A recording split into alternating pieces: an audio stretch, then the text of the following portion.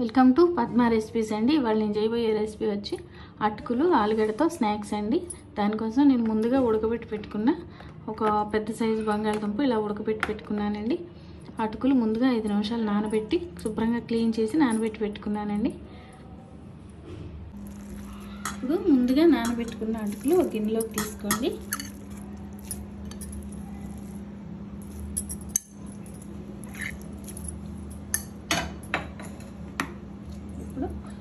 ఉడికించుకున్న బంగాళదుంప, ఒక ఉల్లిపాయ వేసుకోండి, పెద్ద సైజు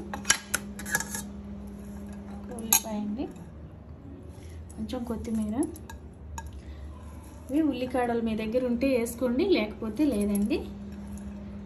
ఒక చిన్న పచ్చిమిర్చి ముక్కోటి వేసాను, కొంచెం కరివేపాకు, కొంచెం జీలకర్ర,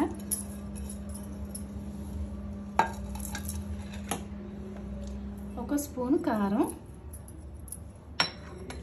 రుచికి సరిపడా salt, masala garam masala half spoon. ఇదంతా ఇలా కలిపేసుకోండి.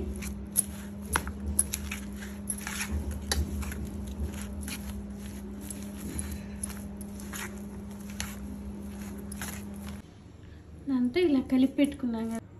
ఇప్పుడు కళాయి పెట్టుకొని 1 స్పూను ఆయిల్ వేసుకోండి. ఇప్పుడు 1 స్పూను ఆయిల్ వేసాం కదండి. ఇప్పుడు ఇదంతా కలిసేలాగా ఒకసారి ఇలా కలిపేసుకొని ఇలా బౌల్స్లో చేసేసుకొని ఇలా చేసి వేసుకోండి.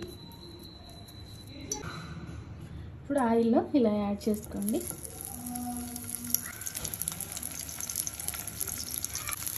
అన్నీ ఇలా చేసుకొని కళాయిలోకి యాడ్ చేసుకోండి. ఇప్పుడు ఇవి నిదానంగా రెండో వైపుకి ఇలా తిప్పుకోండి. అలా ఒకటి తిప్పుకోండి.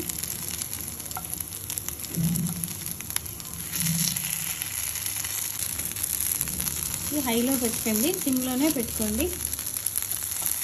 ఇలా అన్నీ తిప్పేసుకోండి. ఇప్పుడు ఇంకో వైపు తిప్పుకున్నాం కదండి.